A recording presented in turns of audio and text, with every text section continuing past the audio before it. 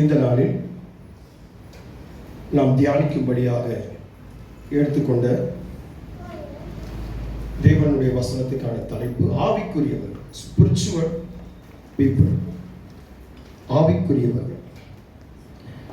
கடந்த சில வாரங்களாக பரிசுத்த ஆவியானவர் என்று சொல்லக்கூடிய தலைப்பை பார்த்தோம். இப்படி ஒவ்வொரு தலைப்பும் இந்த கடைசி காலத்தில் விசுவாசிகளுக்கு தேவையான ஆலோசனைகளை, போதனைகளை நாங்கள் பிரசங்கித்து வருகிறோம். உங்களுக்கு ரொம்பவும் பிரயோஜனமாக இருக்கும் என்று சொல்லி நான் எண்ணுகிறேன். கர்த்தர் உங்களை ஆசீர்வதிப்பார். இன்னைக்கு ஆவிக்குரியவர்கள். ஆவிக்குரியவர்கள் யார்? ஆவிக்குரியவர்கள் அப்படின்னா ரெண்டு விதமா பிரிக்கலாம். ஒன்று, பாவ மன்னிப்பை பெற்றவர்கள். ரெண்டு, பாவ மன்னிப்பை பெறாதவர்கள்.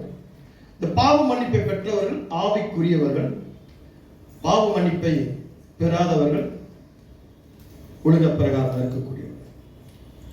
இந்த ஆவிக்குரியவர்கள் அப்படின்றதுக்கான கிரேக்க வார்த்தை நிமோடிகோஸ் என்று சொல்லப்படுகிறது. நிமோடிகோஸ் அதுக்கு என்ன அர்த்தம் அப்படின்னா, தேவனுடைய ஆவியின் ஆளுகையில் இருப்பவன் அப்படின்னு சொல்லி அர்த்தம். அப்போ இந்த ஆவிக்குரியவன் என்பவன் எப்படிப்பட்டவனாக இருக்க வேண்டும் என்று சொன்னால், எல்லாவற்றையும் நிதானித்து அறியக்கூடியவனாக இருக்க வேண்டும். ஆவிக்குரியவனா அதான். கேட்போம்ல, நீங்கள்லாம் ஆவியானவருக்குள்ள இருக்கீங்க, ஆவிக்குள்ள இருக்கீங்க, கிறிஸ்தவங்களா இருக்கீங்க, நீங்க இப்போ பொறாமையில் இருக்கீங்க, போட்டிகள் இருக்கீங்க, முறுமுறுப்பு இருக்கீங்க, கசப்பு இருக்கீங்க, மன்னிக்க முடியாத ஒரு காரியத்தில் இருக்கீங்க, இங்கே உள்ளதை அங்கே போட்டு கொடுக்குறீங்க, அங்கே உள்ளது இங்கே போட்டு கொடுக்குறீங்க, வம்பு வளர்க்குறீங்க, சண்டை போடுறீங்க, இந்த மாதிரி நிறைய கேட்பாங்கல்ல.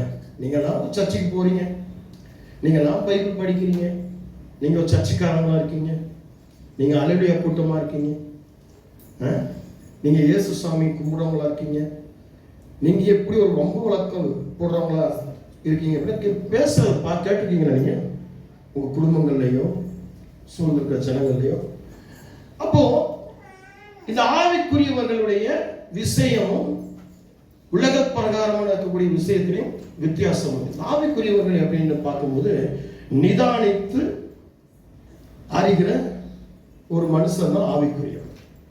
அதை பார்க்க நிதானத்தை ஆவிக்குரியவர்னு சொல்லி வார்த்தையை நான் பார்க்கலாம். ரெண்டு வாசிப்போம். 1 கொரிந்தியர் புஸ்தகம் 2ஆம் அதிகாரம் 15ஆம் வசனம். 1 கொரிந்தியர் 2ஆம் அதிகாரம் 15ஆம் வசனம். ஆவிக்குரியவன் எல்லாவற்றையும் ஆராய்ந்து நிதானிக்கிறான், ஆனாலும் அவன் மற்றொருவனாலும் ஆராய்ந்து நிதானிக்கப்படான். இந்த இடத்துல 1 கொரிந்தியர் 2ஆம் அதிகாரம் 15ஆவது வசனத்துல வாசிக்கும் பொழுது நிதானித்து அறிகிறதை குறித்து பார்க்கிறோம். யார் நிதானித்து அறிகிறான் என்று சொல்லி பார்க்கும் பொழுது, ஆவிக்குரியவன் எல்லாவற்றையும் ஆராய்ந்து நிதானிக்கிறான், ஆனாலும் அவன் மற்றொருவனாலும் ஆராய்ந்து நிதானிக்கப்படான். இன்னொருவன் உங்களை இப்படித்தான் அப்படின்னு சொல்லி முத்திரை குத்தக்கூடாது. இவங்க இப்படித்தான். இப்போ பார்த்தீங்கன்னா ரெண்டு விதமான காரியங்களை குறித்து பார்க்கணும். இந்த ஆவிக்குரியவன் நிதானித்து இங்க பார்க்கும் பொழுது எல்லாவற்றையும் ஆராய்ந்து நிதானிக்கிறான். அப்போ இன்னொரு புறச்சாரி அல்லது வேற ஒரு மனுஷன் உங்களை நிதானிக்க முடியாத ஒரு கட்டத்தில் இருக்கணும். அப்போ சாத்தானும் உங்களை நிதானிப்பான், உலக மனுஷனும் உங்களை நிதானிப்பான். இவங்க இப்படித்தான். உலக மனுஷன் என்ன செய்வான் அப்படின்னா, இவங்க இப்படித்தான். இவங்களுக்கு ஒரு ஆசையை காட்டினா போதும், அப்படிதானே? இவங்களுக்கு ஒரு ஆசையை காட்டினா போதும்.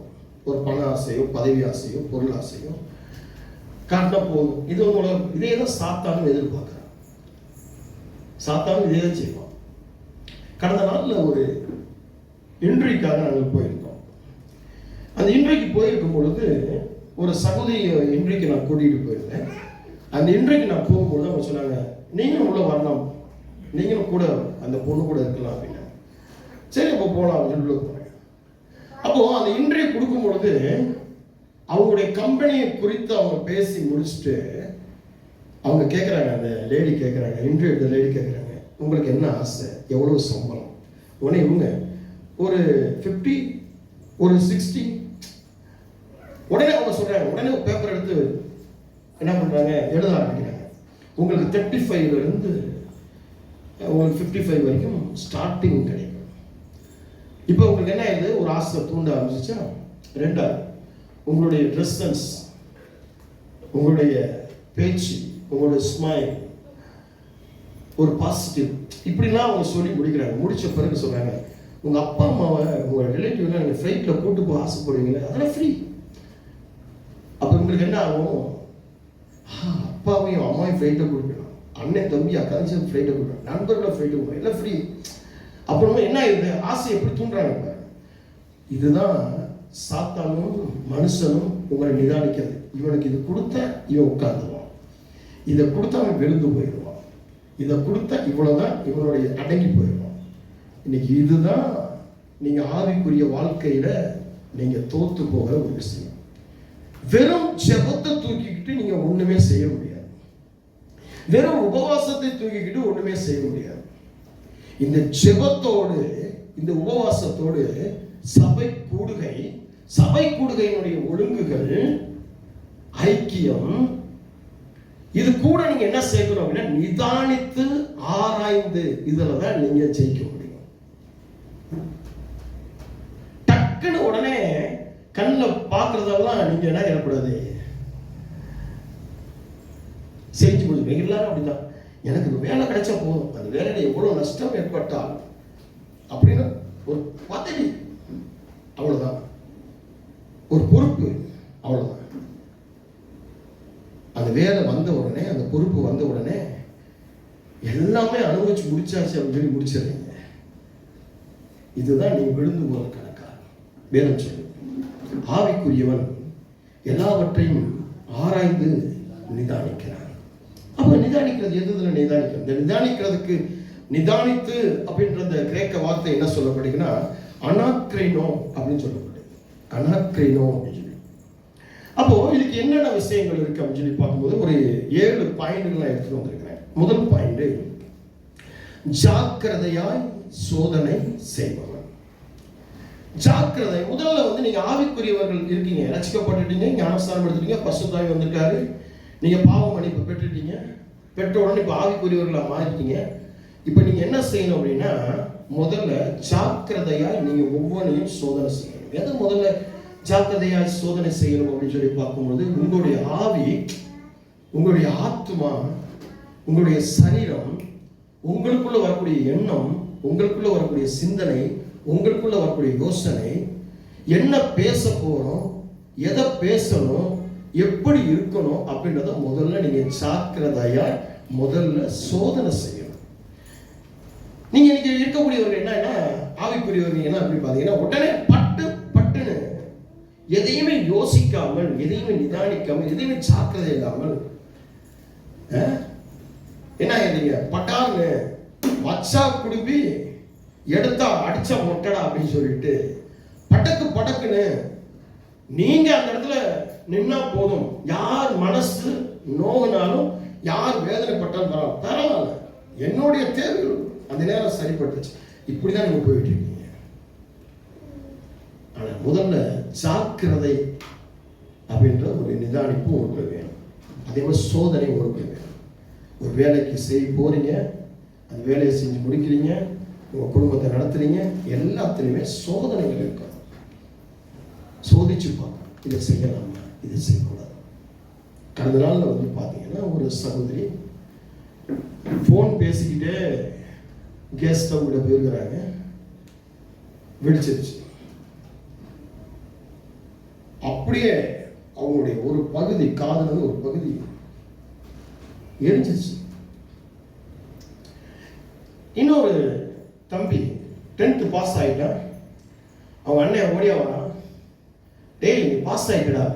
உடனே தம்பி சொல்றான், ஓ வண்டி 2 வீலர் கொடு, நான் போய் நெட்ல போய் பார்த்து ஒரு பிரிண்ட் அவுட் எடுத்து வந்துடுறேன் அப்படின்னு போறான். அப்படியே என் ஃப்ரெண்டு கிட்ட போய் சொல்லிட்டு வரேன். போறான், கொஞ்ச நேரம் நடந்து ஒருத்தன் வரான், டேய் உன் வண்டி மாதிரி ஒருத்தன் வந்து ஆக்சிடென்ட் ஆகி கிடக்கான்டா, ஸ்பாட் அவுட்ரா. என் நண்பன் சொல்கிறான். இப்போ என் தம்பி போனவரோட தம்பியாக இருக்குமா போய் பார்க்குறேன், என் தம்பி தான். நேற்றுக்கு நடந்த விஷயம். அப்போ என்ன நடக்குதுன்னா, கொஞ்சம் கூட இந்த ஜாக்கிரதை, அந்த ஜாக்கிரதையோடு சேர்ந்த அந்த சோதனை, இதுதான் நிதானிப்பு. அது சொல்லுவாங்க, ஆக்க பொறுத்தவன் ஆரையும் பொறுக்கணும். இன்னைக்கு விசுவாசிகள் ஃபாஸ்டா இருக்கணும், சம்பாதிக்கிறதுல, சொத்து சேர்க்கறதுல, சுகம் சேர்க்கறதுல. ஆனா எல்லாத்தையும் சோதிச்சு பார்க்கணும். இது ஆண்டவர் கொடுக்கிறதா, சாத்தான் கொடுக்கிறதா? சாத்தான் கொடுத்தானா என்னை கொண்டு ஒரு பெரிய பெரிய வலையில சிக்கி என்னை என்ன பண்ணிடுவான், விழுங்கிடுவான். அல்லது மாம்சம் என்னுடைய ஆசையினால நான் பண்ணிட்டேன். பாருங்க, நிறைய பேர் அவங்க ஆசையில ஒவ்வொரு பொருளும் வாங்கிடுவாங்க, திருப்பி அப்படியே அந்த பொருளை கொண்டு போய் அடகு வச்சிருவாங்க, வித்துருவாங்க, அவ்வளவுதான். திரும்ப இன்னொரு பொருள் வாங்குவாங்க. அப்போ என்ன, ஆண்டவர் கொடுக்கும் போது அந்த பொருள் ஒரு பொருளுக்கு மேல ஒரு பொருள் சேர்ந்துக்கிட்டே போகும். சொல்ல முடியல இல்லையா? சாத்தான் கொடுத்தான் அப்படின்னா, சாத்தான் கொண்டு போய் உங்களை ஒரு பெரிய கடனுக்குள்ள போய் சிக்கி உங்களை அடிமைப்படுத்தி அந்த கடனை கொடுக்க முடியாதபடிக்கு, அந்த கடனால உங்களை அவமானப்படும்படியாக வச்சிருக்கோம். இது சாத்தான் கொடுக்கிறது. ஆண்டவர் கொடுக்கிறது உங்களுக்கு தேவைகளுக்கு தகுந்த மாதிரி கொடுத்து உங்களை படிப்படியாக முன்னேறி செய்யணும். இதுதான் விஷயம். நீங்க என்ன பண்றீங்க, அவனுக்கு கிடைச்சிச்சு, அவளுக்கு கிடைச்சிச்சு, அவங்க பெரிய ஆளாயிட்டாங்க, இவங்களுக்கு முன்னாடி நான் வந்து நிக்கணும் அப்படின்னு உங்களுக்குள்ள மாம்சத்தினால் வரக்கூடிய அந்த ஆதங்கத்தினால நீங்க பண்றதுனால உங்களுடைய ஆவிக்குரிய விவரங்கள் என்பதை மறந்து நீங்க இழந்து போயிருங்க, உங்களுடைய பரிசுத்தத்தை இழந்து போயிருங்க. இரண்டாவது விஷயம், தனக்குத்தானே கேள்வி கேட்போம். இரண்டாவது, தனக்குத்தானே கேள்வி கேட்போம். நிதானித்து அறிகிறவன் அப்படின்னு சொல்லி பார்க்கும் பொழுது, இந்த அனாக்ரீனோ அப்படின்னு சொல்லி பார்க்கும் பொழுது கிரேக்க வார்த்தையில தனக்குத்தானே கேள்வி கேட்கும். நமக்கு தான் யாருமே கேள்வி கேட்கக்கூடாது. ஒரு பாஸ்டர் கேள்வி கேட்கக்கூடாது, விசுவாசிகள் கேள்வி கேட்கக்கூடாது, புருஷன் கேள்வி கேட்கக்கூடாது, குடும்பத்தினர்கள் கேள்வி கேட்கக்கூடாது, யாரும் கேள்வி கேட்கக்கூடாது. யாரா கேள்வி கேட்டாங்கன்னா அவங்க கெட்டவங்க, அவங்க விட்டு உடனே பிரிஞ்சு போயிடும். கேள்வி கேட்கணும். எப்படி கேட்கணும், உனக்கு நீயே கேள்வி கேட்கணும். எவ்வளவு சம்பாதிச்ச, எவ்வளவு சம்பாதிக்க போற, எப்ப வேலைக்கு போக போற, எந்த மாதிரி வேலை செய்ய போற, என்ன படிக்க போற, எவ்வளவு மார்க் எடுக்க போற அப்படின்னு சொல்லி. இன்னைக்கு படிக்கிறதும் போட்டி பொறாமை ஆயிப்போச்சு, ஆசை ஆயிப்போச்சு, பேராசை ஆயிப்போச்சு. வேலை செய்யறதும் போட்டி பொறாமை, ஆசை, பேராசை ஆயிடுச்சு. எல்லாமே பேராசையில தான் இருக்கக்கூடிய, எதுவுமே நிதானித்து எது செய்யலாம், எது வாங்கலாம், எது நல்லது, எப்படி அப்படின்னு சொல்லி யோசிக்க மாட்டேங்குது. இங்க வேணும் சொல்லு, தனக்குத்தானே கேள்வி கேட்கணும். உங்களுக்குள்ளே கேள்வி கேட்கணும், கேள்விகள் கேட்கணும். இது செய்யலாமா, இது செய்யக்கூடாது, இங்க போகலாமா, இங்க போகக்கூடாது. அவசரப்பட்டு ஒவ்வொரு காரியமும் கேள்வி கேட்காமல் நீங்களே ஒவ்வொரு காரியங்களும் போய் நிற்கிறதுனால தான் நீங்க அவமானங்களை பட்டு அந்த இடத்துல தலைமுறை கேள்வி கேள்வி.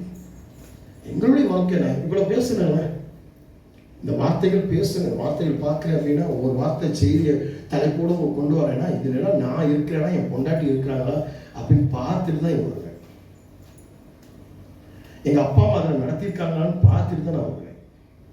யோசிப்பேன், அவன் அப்பா நடத்தியிருக்கேன், அம்மா நடத்தியிருக்காங்க, நானும் ஒரு நல்ல கணவனா நடத்திக்கிட்டு இருக்கேன் அப்படின்னா தான் இங்க வந்து செய்தி கொடுப்பேன். மற்ற போதகர்கள் மாதிரி வெளியே செய்தியை கொடுத்துட்டு இங்க நான் வேற மாதிரி இருக்க மாட்டேன். வேற மாதிரி பாட்டு படிச்சிருக்க மாட்டேன். இங்க எப்படி இருக்கணும் அங்க அப்படிதான் இருப்பேன். அதே கண்ட்ரோல் தான் இருப்பேன். இன்னைக்கும் நான் கேள்வி கேட்பேன், ஜெபிக்கிறனா கேள்வி கேட்பேன், ஜெபிச்சு முடிச்சு கேள்வி கேட்பேன். எனக்கு நானே பேசுவேன். எங்க பாஸ்டர் நிறைய முறை பார்ப்பாங்க, வண்டியில ஓட்டிட்டு போகும்போது சரி, டூ வீலர்ல போகும்போதும் சரி, சைக்கிள்ல போகும்போதும் சரி, நான் கார் வச்சிருக்கோம், கார்ல போகும்போதும் சரி, நடந்து போகும்போது சரி, வீட்டில் உட்காந்து பேசிட்டு இருக்கும்போது சரி, சில நேரம் பார்த்தா உட்காந்து பேசிட்டு இருப்பேன். என்னப்பா நீங்களே பேசிக்கிறீங்க. சில நேரம் கண்ணாடிக்கு முன்னாடி கூட நின்று பேசுவேன். எனக்கு நானே கேள்வி கேட்பேன். இந்த செய்தி கொடுக்கறதுக்கு முன்னாடி நைட்டு பூரா உட்காந்து இந்த செய்தியை கேள்வி கேட்டுதான் இதுல கேள்வி எப்படி, இதுல பதில் எப்படி, அப்படின்னா தான் வந்து செய்தி கொடுப்பேன், இல்லைன்னா கொடுக்க மாட்டேன். நீங்களும் கேள்வி கேட்கணும். உங்களுக்குள்ள நீங்க கேள்வி, நீங்க உங்களுக்குள்ள கேள்வி கேட்டு தனக்கு தானே கேள்வி கேட்டு வாழணும். அப்படின்னா தான் உங்களை பரிசுத்த ஆவிக்குள்ள ஆவியானவருக்குள்ள உங்களை நடத்த முடியும். நீங்க ஆவிக்குரிய விளக்க முடியும். இல்லாட்டினா இப்போ ஒரு மாதிரி அப்புறம் ஒரு மாதிரி அப்புறம் ஒரு மாதிரி இருப்பீங்க. மூணாவது, மதிப்பீடு செய்பவன். மதிப்பீடு செய்பவனாக இருக்க ஒவ்வொரு விஷயத்திலையும் மதிப்பீடு செய்யணும். நீங்க சம்பாதிக்கிறீங்கன்னா மதிப்பீடு செய்யணும். இவ்வளவு பணம் வருது, இதுக்கு இவ்வளவு மதிப்பு இருக்கு, இதுக்கு இதை செய்யணும், இது மதிப்புக்குள்ளாக மாறணும். இதை இப்படி நம்ம தற்காத்துக் கொள்ளணும். அதுக்கு ஒரு மதிப்பீடு, அதுக்குரிய வேல்யூபிள் அப்படின்னு இருக்கு. அதை நீங்க வந்து முதற்கணும். அதே மாதிரி வெறும் சம்பாத்தியத்துக்கு மட்டும் இல்லை, நீங்க கையிடுகிற எல்லா விஷயத்திற்கும் மதிப்பீடு போடணும். நீங்க ஒரு பணத்தை செலவு பண்றீங்கன்னா கூட நீங்க என்ன பண்ணணும், அதை எழுதி வச்சு அதை மதிப்பீடு செய்யணும். இவ்வளவு பணம் வந்திருக்கு, இவ்வளவு பணம் செலவு பண்ணிக்கிறேன், இவ்வளவு பணம் மிச்சம் வைக்கணும், இது வேல்யூபிள். ஒரு பணம் எங்கிட்ட மிஸ் ஆயிடுச்சு அப்படின்னா, ஒரு காசு எங்கிட்ட மிஸ் ஆயிடுச்சு, ஒரு பொருள் எங்கிட்ட மிஸ் ஆயிடுச்சுன்னா அதை தேடி கண்டுபிடிச்சு அது எவ்வளவு மதிப்பானது, எவ்வளவு மதிப்புக்குரியது அப்படின்னா அந்த பொருளுக்கு நீங்க முக்கியத்துவம் கொடுக்கணும். இன்னைக்கெல்லாம் உங்க வீட்டில் இருக்கக்கூடிய பொருள்கள் நீங்க மதிப்பிடுங்க. உங்க வீடு வாசல் எப்படி கிடக்கு, உங்க வீட்டோட பொருள்கள் எப்படி இருக்கு, வாங்கிருக்கீங்க, சேர்த்துருக்கீங்க, அது எப்படி தற்காத்துக்கிறீங்க. உங்கள் வாகனமாக இருக்கட்டும், உங்களுடைய தங்க பொருளாக இருக்கட்டும், உங்க வீடு வாசலாக இருக்கட்டும், உங்க துணிமணியாக இருக்கட்டும், எப்படி இருக்கு சொல்லுங்க பார்க்கலாம். ஆடம்பரமா வாழணும் உங்களுக்கு ஆசை இருக்கு, அவங்கள போல வாழ இவங்கள போல வாழணும் ஆசை இருக்கு, இவங்கள போல துணி போனா அவங்க துணி போகணும். ஆனா அந்த வேல்யூபிளா இருக்கா? நீங்க ஒரு பொருள் வாங்க, ஒரு செப்பல் செருப்பு வாங்குறீங்க அப்படின்னா ஒரு வேல்யூபிளா, இது இவ்வளவு ரூபா கொடுத்தா இத்தனை வருஷம் இது உழைக்கும், இது கம்பெனி அப்படின்னு வாங்குறீங்களா, இல்லை லோக்கல்ல போய் அதை காசை கொடுத்து 10 நாள்ல அது பிஞ்ச உடனே தூக்கி போட்டுக்கிட்டு வாங்குறீங்களா? இப்போ 200 ரூபாய்க்கு ஒரு செப்பல் வாங்குறீங்கன்னு ஒரு லோக்கல், அது எத்தனை நாள் வரும்? மாசத்துக்கு 4 நாள் வந்து போகும். அது தைக்கிறதுக்கு எவ்வளவு? அப்ப கடை தச்சு வீணாய் போயிடும், கீழதுக்கு போயிடும். இப்ப அதே நேரம் கம்பெனி பொருள் வாங்கினீங்கன்னா கூட 200 ரூபா. ஆனால் எத்தனை மாசம் இப்படிதான் மதிப்பீடு வைக்கணும். இது வாங்கணும். இப்ப நாங்களும் கடைகளுக்கு போனோம் அப்படின்னா ஒண்ணு வாங்கினா ஒண்ணு ஃப்ரீ இருக்கா, இதுக்கு 20% இருக்கா, இதுக்கு 50% இருக்கா, ஓ இந்த கடைக்கு போனா இதுக்கு இவ்வளவு கிடைக்கும் யோசிப்போம். பெரிய கடையில போய் காய் வாங்கினா தக்காளி வந்து 40 ரூபா, ரோட்ல வந்து அந்த தக்காளி 20 ரூபா. இந்த வெங்காயம் வாங்குறதுக்கு நானும் பாஸ்டமா போனோம். எங்க பார்த்தாலும் வெங்காயம் ஒரு 100 ரூபாய்க்கு 3 கிலோ 4 கிலோ தான் போட்டிருக்கோம். இப்படியே போய்கிட்டோம். நாங்கள் 2 வீலர்ல போயிட்டே இருக்கிறோம். அப்படியே ஒரு தூரம் ஒரு ராமமூர்த்தி நகரை தாண்டி போனோம்னா ஒரு இடத்துல 7 கிலோ போட்டோம். அப்பா இந்த 3.5 கிலோ போட்டு நல்ல காஞ்சி வெங்காயம், நல்ல வெங்காயம், ஆனா கொஞ்சம் சின்னது, இவ்வளவு பெருசு இல்லை, இவ்வளவு பெருசு. அப்போ மதிப்பீடு, ஏன்னா எனக்கு வர வருமானம் இவ்வளவு, அந்த வருமானத்துடைய மதிப்பீடு இவ்வளவு. இந்த மாதிரி ஒவ்வொரு விஷயத்தையும் மதிப்பிடணும். ஆவிக்குரியவர்கள் மதிப்பு இதுல நிதானம். நீங்க என்ன பண்றீங்க, வாங்குறீங்க, ஒரு பெரிய விலைக்கு சேலை வாங்குறீங்க, கிழிச்சிடுறீங்க, சாயம் போயிடுது, தூக்கி போடுறீங்க, அவ்வளவுதான் முடிஞ்சு போச்சு. அப்போ உங்களுடைய சம்பாத்தியத்துக்கு நீங்க உங்களுக்கு மதிப்பு. அப்போ நீங்க ஆவிக்குரியவர்களா இல்லாமல் நீங்க என்ன பண்றீங்க, சொன்ன பாவ மன்னிப்பை பெற்றவர்கள் பாவ மன்னிப்பை பெறாதவர்கள். அப்போ நீங்க என்ன, இந்த பாவ மன்னிப்பை பெற்ற ஆவிக்குரியவர்கள் என்ற நிதானிப்பு, அந்த ஜாக்கிரதை உங்களுக்குள் இல்லாமல் போறதுனால, அந்த வேலை அந்த மதிப்பீடு உங்களுக்குள் இல்லாமல் போறதுனால உங்களுக்குள்ள தோல்விகள், ஆசீர்வாதத்தை நீங்க இழந்து போயிருங்க. ஆசீர்வாதத்தை இப்ப நீ சொன்னீங்க, ஆபிரகாம் கொடுத்த ஆசீர்வாதம், ஈசாக்கு கொடுத்த ஆசீர்வாதம், யாக்கோபுக்கு கொடுத்த ஆசீர்வாதம், தாவீதுக்கு கொடுத்த ஆசீர்வாதம் இருக்கு, உனக்கு அந்த ஆசீர்வாதம் இருக்கு. ஆனால் அந்த ஆட்டுக்கு வால் அளந்து வச்சுக்கிற மாதிரி உங்களுடைய மதிப்பீடுக்கு தகுந்த மாதிரியே உங்களுக்கு நீங்க பெற்றுக்கிறீங்க. இருக்கீங்களா? நான் சொல்ல புரியுதா? ஆவிக்குரியவர்கள் அப்படின்னா என்ன? மதிப்பீடு செய்வது. அதுக்கு அடுத்தபடியா 4வது, குறை சொல்பவனை சோதனை செய்பவன். குறை சொல்பவனை சோதனை செய்பவன். இப்ப யாராவது உங்களை குறை சொல்லிட்டாங்க அப்படின்னா உடனே என்ன ஆகுறீங்க? அழுதுறீங்க, சண்டை போடுறீங்க, உடனே அவங்க விட்டு பிரிஞ்சு போயிடுறீங்க. இருக்கீங்களா? உடனே மூஞ்ச தொங்க வச்சிடுறீங்க. ஆனா இங்க என்ன செய்யணுமா?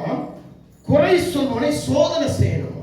இப்போ ஒருத்தர் குறை சொன்ன உடனே நீங்க அவங்களையும் உங்களையும் அந்த இடத்துல வச்சு சோதிக்கணும்.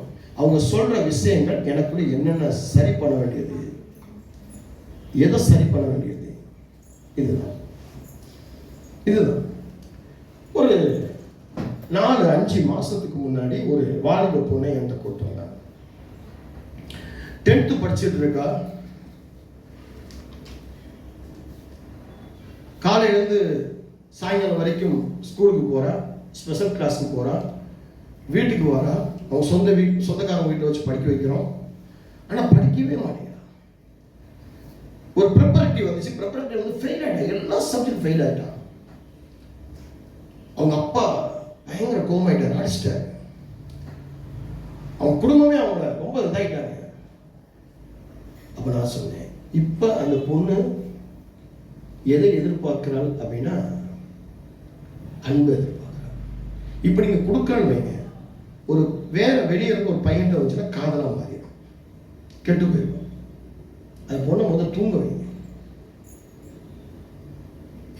நல்லா தூங்க வைங்க. அவன் எக்ஸாம்பிள் நிச்சயம் பாஸ் ஆகும். 70% பேர் கண்டிப்பா வாங்க. நீங்க எழுதி வச்சுக்கோங்க, கண்டிப்பா வாங்குவான். நான் சொல்ற மாதிரி செய்யுங்க அப்படின்னு. உங்க தகப்பனாரே, அந்த பிள்ளையோட தகப்பனாரே அன்பா இருக்க சொல்லுங்க, தாயாரே அன்பா இருக்க சொல்லுங்க. யாரு கூடயும் ஒப்பிட்டு என்ன பண்ணாங்க, பேசாதீங்க. அப்படி ஒப்பிட்டு பேசினா உடனே அந்த பொண்ணு சொல்லுவீங்க. யாராவது ஒப்பிட்டு பேசினா உடனே அவங்களுக்கு உனக்குள்ள குறைகளை பார், அதுல இருக்கிற நிறைவுகளை பார். அந்த குறைவுகளும் நிறைவுகளும். ஒரு சகோதரியோடு உன்னை வச்சு பேசுறாங்க அப்படின்னா, அவ பாஸ் ஆயிட்டா, அவ ஜெயிச்சிட்டானா, அந்த அவளுக்குள்ள குறைகள் என்ன, அவளுக்குள்ள இருக்கக்கூடிய நிறைவு என்ன, அதை நீ சோதித்து பார்க்கும்போது அவள்கிட்ட என்ன குறையா இருக்கோ அதை நீ நிறைவுபடுத்திக்கலாம். அவள்கிட்ட என்ன நிறைவா இருக்கோ அந்த நிறைவுக்குள்ள நீ வந்துடலாம். சொல்லி கொடுத்து ஒரு கவுன்சிலிங் கொடுத்து ஒரு 1 hour கொடுத்து முடிச்சிட்டேன். 2 நாளைக்கு முன்னாடி வராங்க, பாஸ்டர் வீட்டை கதவை திறந்தாங்க. பாஸ்டர்மா 71% வாங்கிட்டார். சாட்சி இருக்குங்க. அன்னைக்கு வந்ததுக்கும் என் குடும்பத்தினர்கள் சபையில் இருந்து ஆள் அங்கே இருந்தாங்க. அந்த 71% வாங்கிட்டான்னு சொல்லி அவங்க வந்து எங்களுக்கு ஸ்வீட் கொடுத்து ஜெபம் பண்ணிட்டு போகும்பொழுதும் சாட்சி இருக்கு. எத்தனை பேர் இருக்கீங்களா? அப்போ இந்த குறை சொல்பவனை சோதனை செய்பவன் தான் ஆவிக்குரியவர்கள். நீங்க என்ன பண்ணீங்கன்னா, குறை சொன்ன உடனே இப்ப வந்து பார்க்கணும், உங்க கணவன் வந்து உங்களை சாப்பாடு சரியில்லை, சமைக்கவே மாட்டீங்க. உனக்கு தான் சாப்பாடு செஞ்ச பிடிக்காது, உப்பு இல்லை. அப்போ உப்பு இல்லைன்னா உப்பு போடணும், காரம் இல்லைன்னா காரத்தை போடணும், காரம் கூடலாம் காரத்தை கம்மி பண்ணணும், உப்பு கூடலாம் உப்பு கம்மி பண்ணணும், ருசி இல்லைன்னா ருசி புருஷனுக்கு எதை கொடுக்கணும்னு சொல்லி அதை பழக்கணும். நீங்க என்ன செய்றீங்க, உடனே நீ உனக்கு ஹோட்டலில் வாங்கி சாப்பிட்றா, ஹோட்டலில் ஆர்டர் கொடுறா, உனக்கு பிடிக்காது நான் சமைக்க மாட்டேன் அப்படின்னு சொல்லிட்டு நீங்க உடனே என்ன ஆயிருங்க, சமைக்கிறத விட்டுறீங்க. அப்போ இது வேதம் என்ன சொல்ற, குறை சொல்வனை சோதனை செய்யணும். அப்போ குறை சொல்லும் பொழுது சோதனை செய்யணும். சோதனை செஞ்சு அந்த உப்பை சரிப்படுத்தணும், காரத்தை சரிப்படுத்தணும், சுவை கூட்டு என்ன பண்ணணும். இதுதான் ஆவிக்குரியவர். இதான் நிதானித்து அறிகிறது. இதான் நிதானித்து அறிகிறது. சில பேர் சொல்லுவாங்க உடனே டைவர்ஸ், உடனே நீ போயிரு, உன் வீட்டுக்கு நீ போயிரு, என் வீட்டுக்கு நீ போயிரு. நான் எங்க அம்மா வீட்டுக்கு போய் படுத்துக்கிறேன், எங்க அம்மா வீட்டோட போயிருந்தேன். அப்ப அம்மா இல்லாத வீடெல்லாம் சொல்லுங்க, உங்களுக்கு அம்மா வீடுக்கு மாமியார் வீட்டுக்கு போய் படுத்துறீங்க. எனக்கு அம்மா வீடே இல்லையா, மாமியார் வீடு இல்லை, நான் எங்க போவேன்? அப்ப குண்டா செட்டிக்குள்ள தான் குதிரை ஓட்டணும். அப்ப என் மனைவிக்கு நான் சரிப்படுத்தணும். என் மனைவி என்னை குறை சொல்லும்போது நான் அதை சோதிச்சு சரி பண்ணணும். அவங்களுக்கு நான் குறை சொல்லும் போது நான் தான் அவங்க நிறைய குறை சொல்வேன். அவங்க சரி பண்ணிக்குவாங்க. ஏன்னா அவங்களுக்கும் மாமியார் இல்லை, அம்மா நான் எனக்கு மாமியார் அம்மா எங்கே போவோம், வீடு இல்லை இருக்கீங்களா? இதுதான் ஆவிக்குரியவர். இங்கன்னா அங்கே இங்கன்னா அங்கே அப்படின்றது இருக்கும்போது தான் நம்ம அது குறை சொன்னாங்க அப்படின்னா குறைகளை எப்படி சரி. இப்போ நான் சொல்றேன், நீ ஜெபம் பண்ண மாட்டேங்கிற, நீ ஜெபம் ஆமா ஜெபம் என்ன பண்ண, நீ தான் பாஸ்ட் ஜெபம் பண்ணுன்றாரு, இனிமேல் ஜெபம் பண்ணவே கூடாது. இல்லை, ஜெபம் பண்றதுக்கு நான் என்ன செய்யணும்? என்னுடைய நேரம் ஜெபம் பண்ண நேரம், பைபிள் படிக்கிற நேரம். பிரதருக்கு வந்து ஒரு பொருள் கொடுத்துரும், சங்கீதம் கரெக்டாக அந்த நேரத்துக்கு வந்து சங்கீதம் படிச்சிடணும், சங்கீதத்துக்கான ஜெபத்தை பண்ணிடணும். அவர் கொடுத்த பொறுப்பு. அப்ப அதுல எப்படி பெருகணும், அதுல எப்படி இம்ப்ரூவ் ஆகணும், அது எப்படி க்ரோத் ஆகணும், அப்படிதான் போகணும். இதுதான் நீங்க குறை சொல்லும்போது உங்களை திருத்திக்கிறது. ஆனா நீங்க என்ன பண்ணீங்க, குறை சொன்ன உடனே கலந்து ஓடிடுறீங்க, கோச்சுக்கிறீங்க, அழுதுறீங்க, உடனே அந்த குறையை இன்னும் குறையாக்கி அப்படி விழுந்து போறீங்க. உங்க வாழ்க்கை அதுதான் இன்னைக்கு நரகமாக இருக்கு. அடுத்தபடியா 5வது, சரியான தீர்மானங்களை எடுப்பவன்.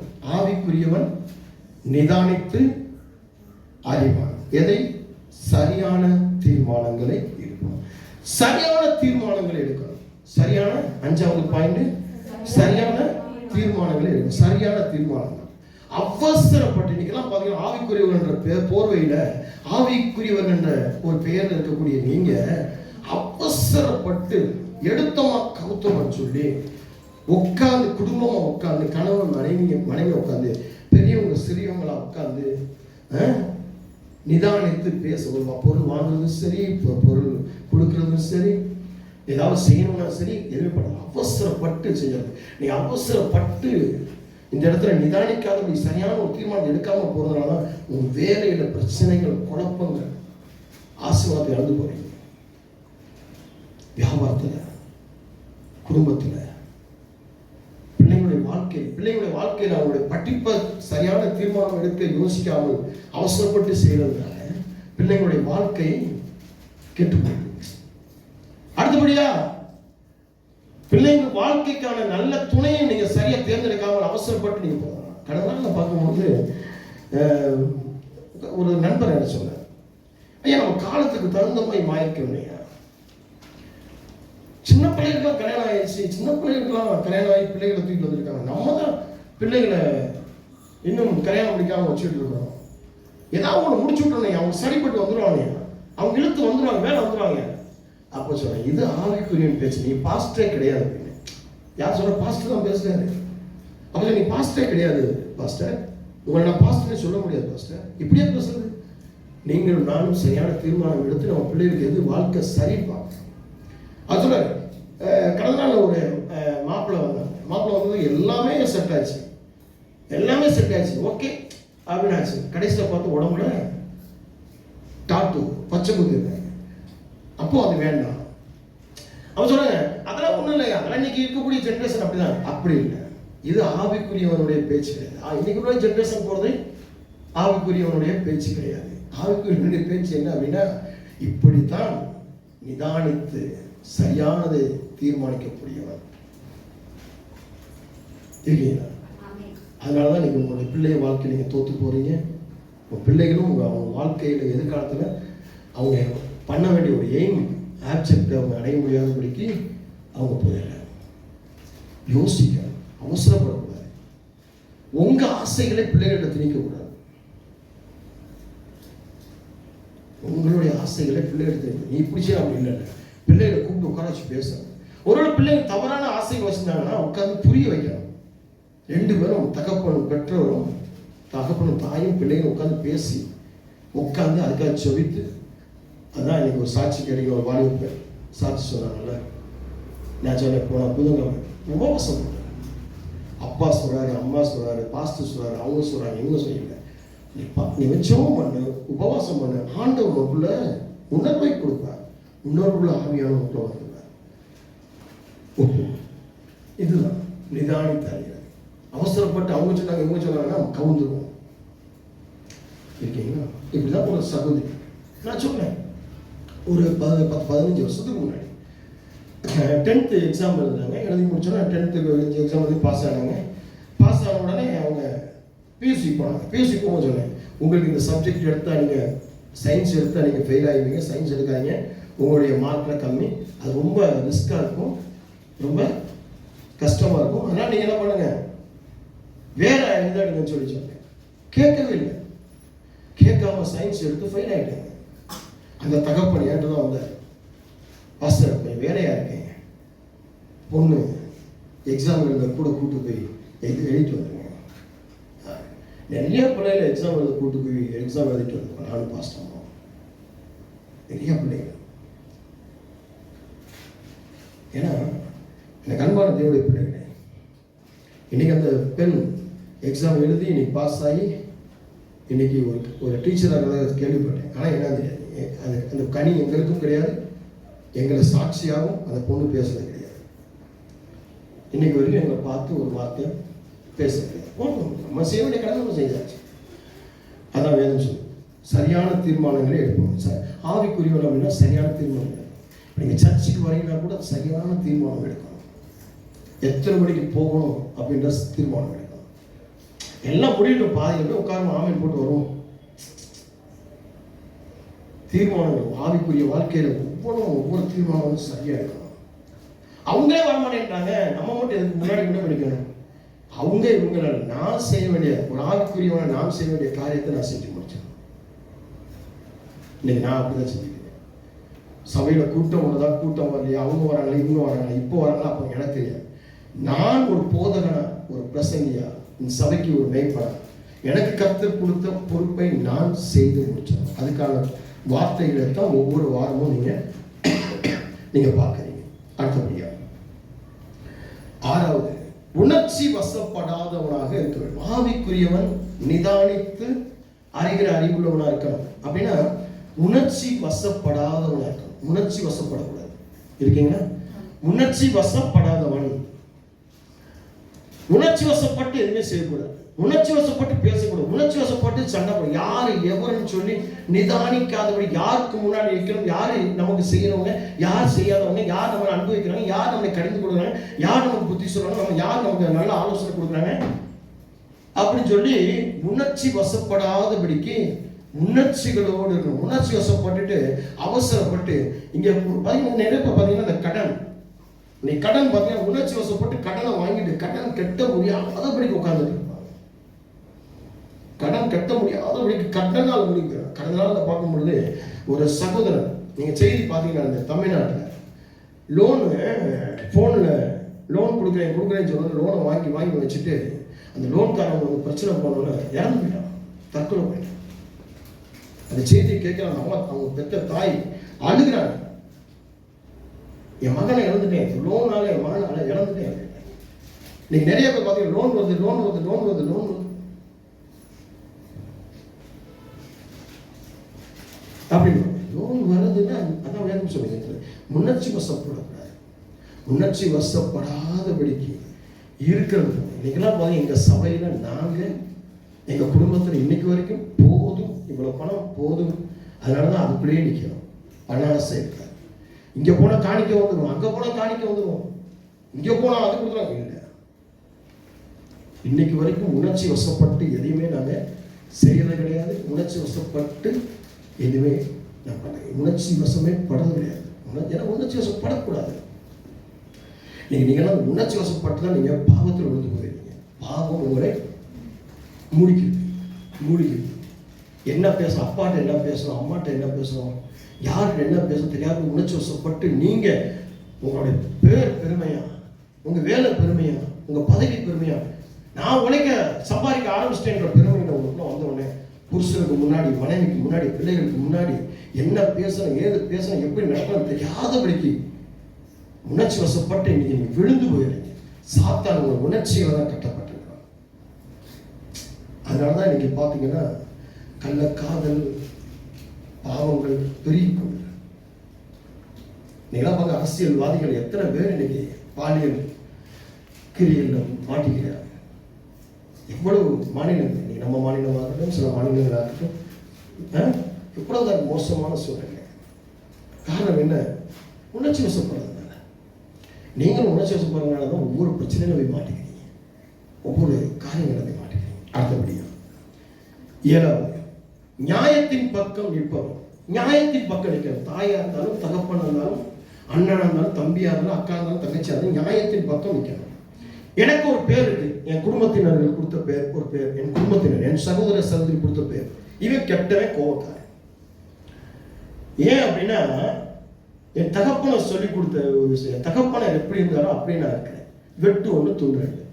எனக்கு முன்னாடி கொடுக்கறவன் ஒன்று கொடுக்காதவன் ஒன்று, செய்யறவன் ஒன்று செய்யாதவன் ஒன்று, பெரியவன் ஒன்று சிறியவன் ஒன்று. எங்க அப்பா எப்படி வாழ்ந்தாரோ அதே தான் நான். இது பைபிளில் பார்க்கும்போது நியாயத்தின் பக்கம் நிற்கிறான், நியாயத்தின் பக்கம். அதனால பார்க்க விசுவாசிகள் கூட எனக்கு என்ன பண்ண மாட்டாங்க, என் பக்கம் நிற்க மாட்டாங்க, என்கிட்ட நல்லா பேச மாட்டாங்க. இவர் படக்குன்னு பேசுவாங்க. நீங்க நம்ம சபை விட்டு போன விசுவாசிகள், நீங்க இருக்கிற விசுவாசிகள் இருக்கட்டும், எங்களோட ஒட்ட மாட்டாங்க. ஏன் காரணம்னா நான் நியாயத்தின் பக்கம் இருப்பேன். அது அவங்களுக்கு பிடிக்காது, அவங்களுக்கு அட்ஜஸ்ட் பண்ணி பேச மாட்டேன். என்னுடைய உறவினர்கள் எங்க நிற்க மாட்டாங்க. ஏன் அப்படின்னா நியாயத்தின் பக்கம் நிற்கிறதுனால நான் பேசுவேன்.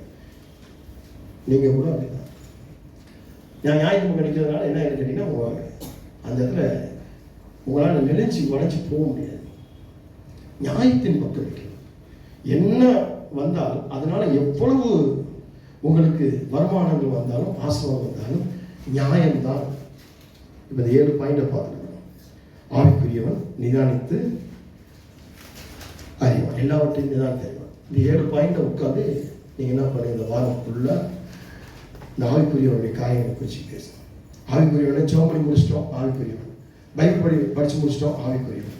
உபவாசம் முடிச்சிட்டோம், ஆவிக்குரியவன். சபைக்கு வந்துட்டு போயிட்டோம், ஆவிக்குரியவன்.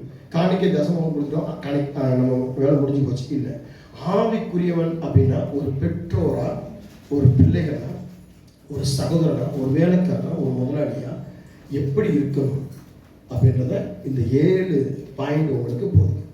எழுதி வச்சிருப்பீங்க. வீட்டில் உட்காந்து மறுபடி இதை நீங்கள் என்ன பண்ணுங்க, ஆராய்ச்சி பண்ணுங்க, இதை அறிந்து கொள்ளுங்க. இப்படிதான் இருக்கணும்னு சொல்லி பழகிக்கோங்க. இதை பழகிட்டு அடுத்த வாரம் வாங்க. அடுத்த வாரம் 2வது பகுதிக்குள் கழிச்சோம். ஜெபிப்போம். அளவுக்கும் அதிகமாக நேசிக்கிற அன்பின் பரலோகத்தின் பிதாவே, ஆவிக்குரியவர்கள் என்று தலைப்பிட ஆவிக்குரியவர்கள் எப்படியெல்லாம் இருக்க வேண்டும் என்று சொல்லி ஒரு 7 விதமான பாயிண்டை ஆண்டவராக இயேசுவின் நாமத்தினால பரிசுத்த ஆவியினுடைய நடத்துதல்னால பார்த்தோம். இன்றைக்கு வந்து பங்கெடுத்த சிறு பிள்ளைகள், வாலிப பிள்ளைகள், ஸ்திரீகள், புருஷர்கள், ஊழியர்கள், ஊழியக்காரர் இந்த செய்தியை ஆன்லைன் மூலமாக சேனல் மூலமாக கேட்குற ஒவ்வொருவரையும் நீங்கள் ஆண்டவரே ஆவிக்குரியவர்களாக எப்படிப்பட்டவரின் ஆவிக்குரியவர்கள் என்று சொல்லி ஒவ்வொருவரையும் பகுத்தறிஞ்சு நிதானித்து அறிஞ்சு தன்னை மாற்றிக்க ஒவ்வொரு சகாயத்தை பெற்றுக்கொள்ள கற்றுக்க தொடர்ந்து நடத்தும். இயேசுவின் நாமத்தில் ஜெபிக்கிறேன் சொந்த பிதாவே, ஆமென். கர்த்தர் அனைவரோடு இருப்பார். கர்த்தர் ஆசீர்வதிப்பார்.